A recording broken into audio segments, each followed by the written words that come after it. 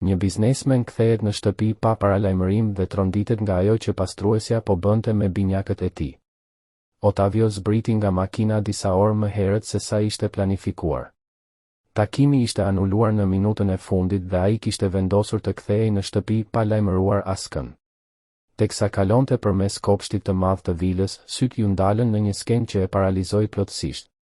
Ai nuk arrinte të largonte shikimin. Çanta prej lëkure i rrëshiti nga dora dhe ra mbi bar me një zhurmë të shurdhër që ai as nuk e vuri re. Para tij, mbi një lëkundse të vjetër prej druri, 2 fëmijë të vegjël po qeshnin pa pushim. Ishin djemt e tij binjak, 4 vjeç. Fëmijët që prej muajsh nuk i kishte parë të buzëqeshnin.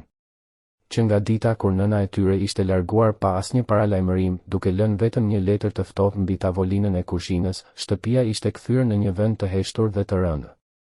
Çdo natë, të qarat e fëmijëve përplaseshin në mure pa pushim. Ottavio kishte provuar gjithçka për t'i ndihmuar, por çdo përpjekje dukej e kollë. Ai kishte punësuar 5 dado të ndryshme. Të gjitha kishin ardhur me referenca të shkëlqyera dhe premtime të mëdha. Asnjëra nuk kishte qëndruar. Njëra u largua pas pak ditësh duke thënë se fëmijët ishin të pakontrollueshëm. Një tjetër u zhduk në mes të natës. Një e tretë përdori metoda të ashpra që vetëm i friksuan më shumë binjakët. Një tjetër iku duke marrë disa sende nga shtëpia. E fundit, një grua e moshuar me përvojë të gjatë u largua me lot në sy, duke thënë se fëmijët ishin të plagosur nga brenda.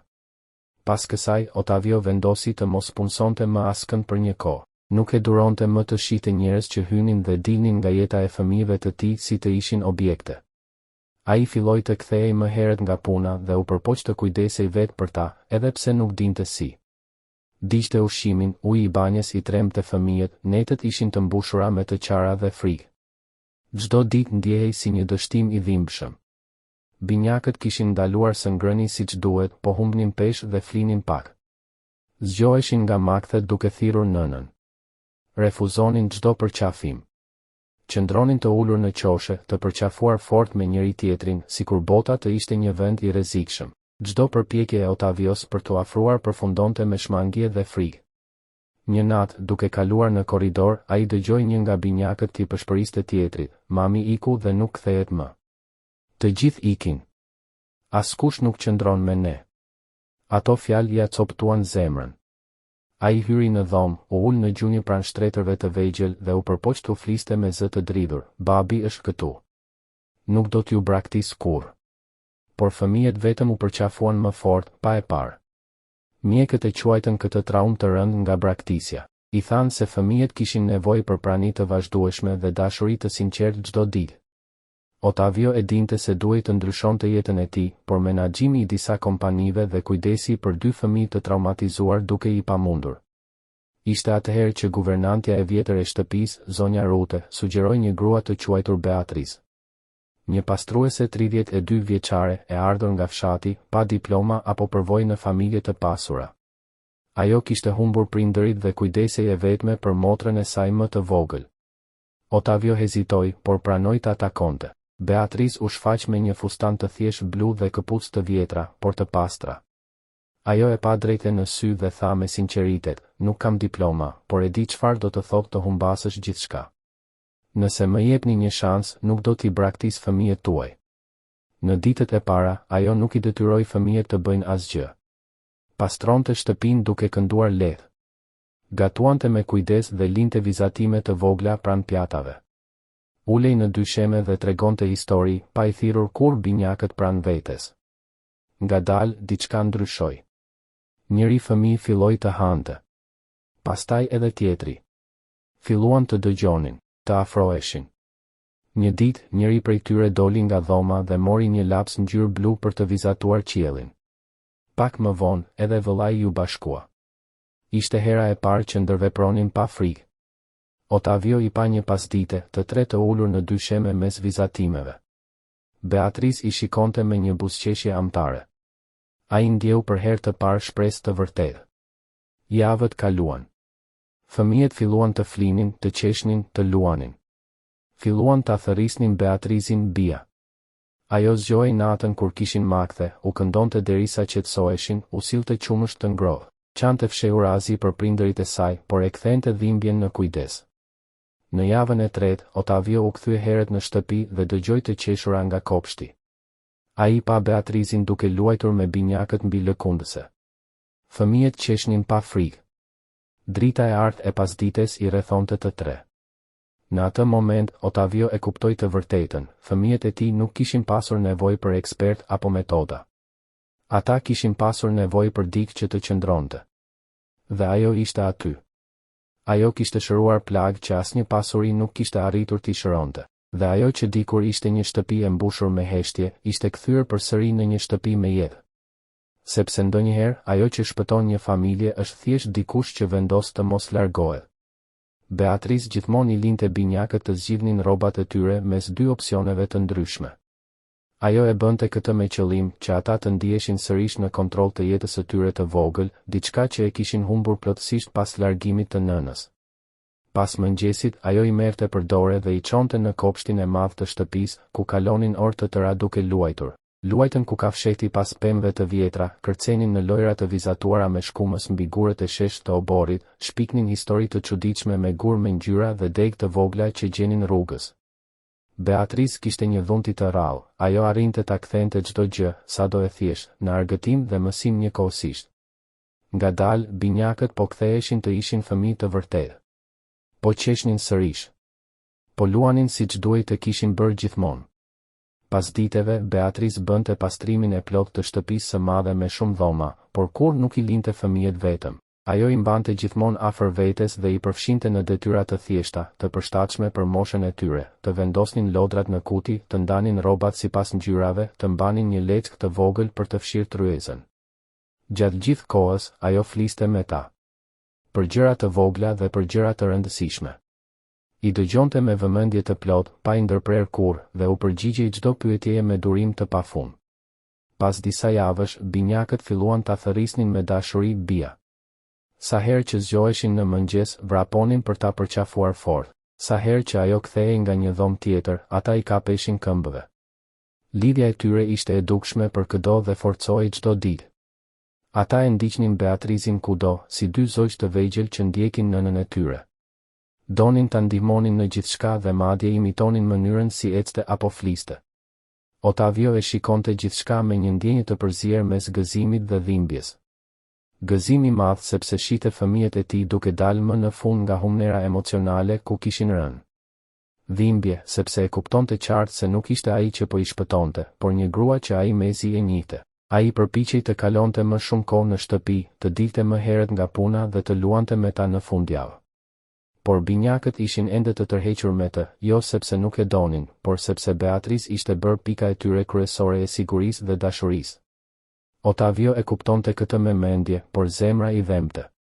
Ai e dinte se kishte humbur muaj të çmuar të fëmijërisë së tyre duke u përpjekur të mbante në këmbë perandorinë e tij të biznesit. Kalonte net të tëra pa gjumë, duke menduar nëse kishte bërë zgjedhjet e duhura dhe nëse një ditë do ta rikuperonte kohën e humbur me dy gjërat më të rëndësishme të jetës së tij. Një natë, i pafjetur, zbriti në kuzhinë për të pirë ujë. Gjeti Beatrizin të ulur vetëm në një tavolinë të vogël, duke ngrënë një pjatë me ushqim të ftohtë. Ajo u ngrit e trembur kur e pa.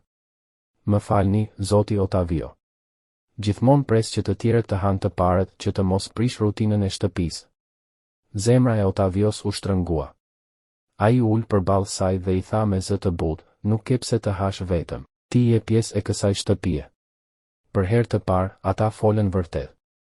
Jo për fëmijët. Jo për punën. Por për jetën.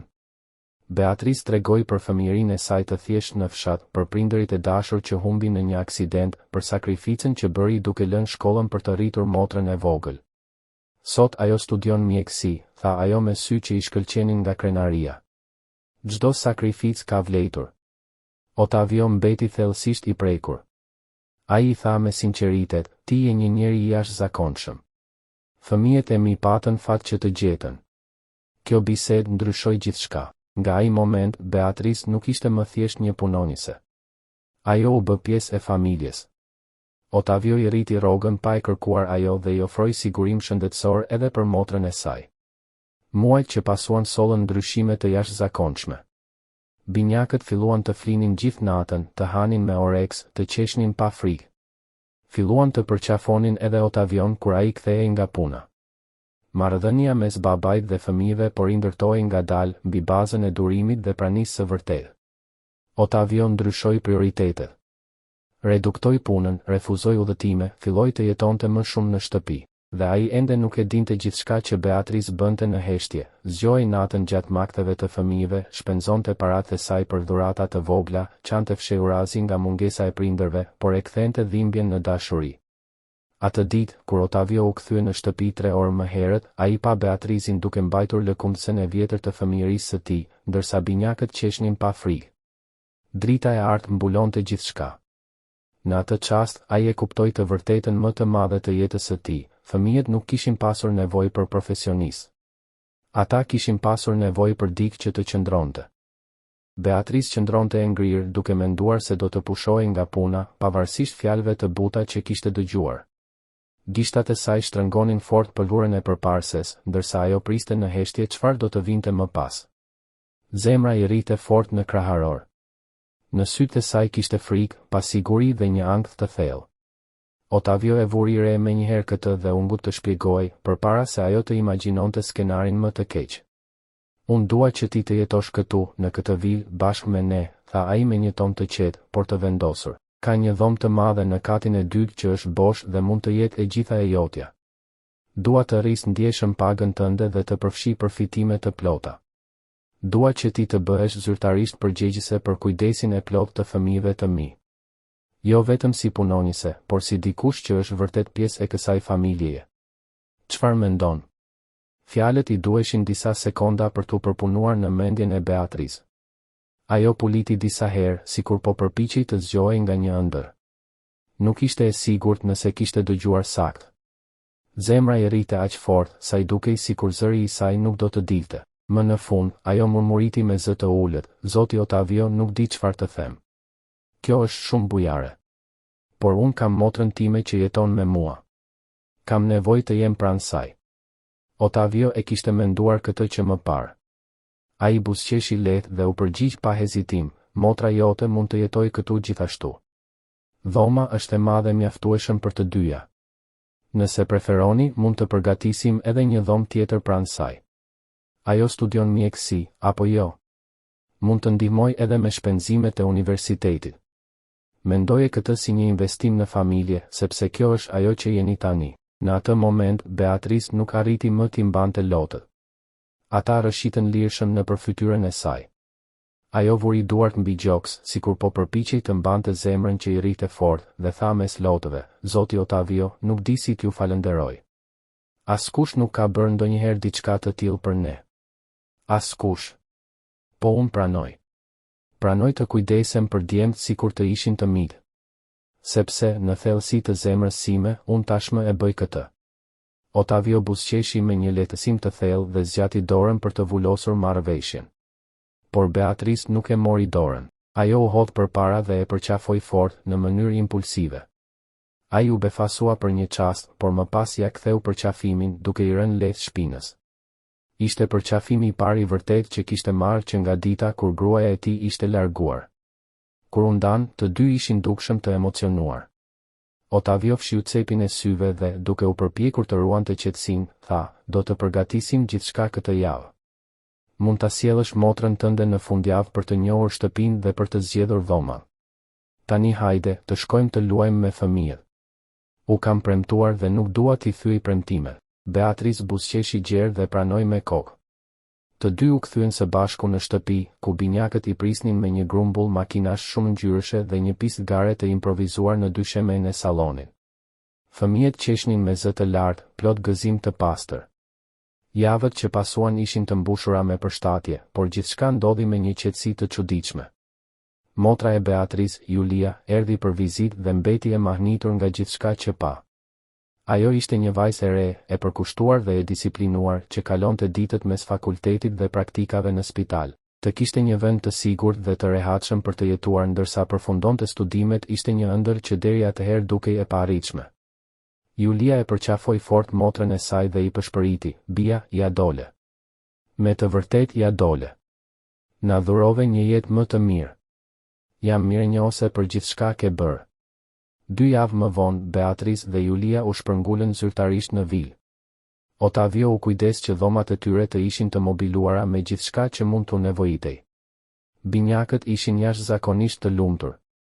Braponin nëpër korridore duke bërtitur se Beatrice do të jetonte me ta përgjithmonë. Rutinat e shtëpisë ndryshuan plotësisht. Beatrice zgjoi herët, përgatiste mëngjes për të gjithë dhe ulej në tavolinë bashkë me Otavion dhe fëmijët. Për herë të parë pas shumë vitesh, ajo shtëpi dukej si një shtëpi e vërtetë. Një vend ku njerëzit kujdeseshin për njëri tjetrin. Ajo u kujdesej fëmijëve me një përkushtim që shkonte përtej çdo kontrate. I zgjonte me puthje në ball, u këndonte këngë të buta, përgatiste mëngjese kreative, i çonte të luanin në kopsht, organizonte aktivitete edukative, u lexonte histori dhe i vinte në gjumë me ninulla. Fëmijët lulëzuan, sytë e tyre filluan të shkëlqenin. Qeshnin, luanin, bënin pyetje. U kthyen të ishin fëmijë të lumtur, ashtu siç e meritonin gjithmonë. Otavio e shikonte këtë transformim me gëzim dhe dhimbje njëkohësisht. Gëzim sepse fëmijët e tij po shëroheshin. Dhimbje sepse kuptonte sa shumë kohë kishte humbur duke u fokusuar vetëm te puna. Ai vendosi të ndryshonte gjithçka.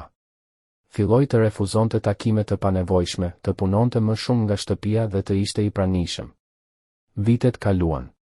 Shtëpia u mbush me jetë, me të qeshura, me festa dhe kujtime.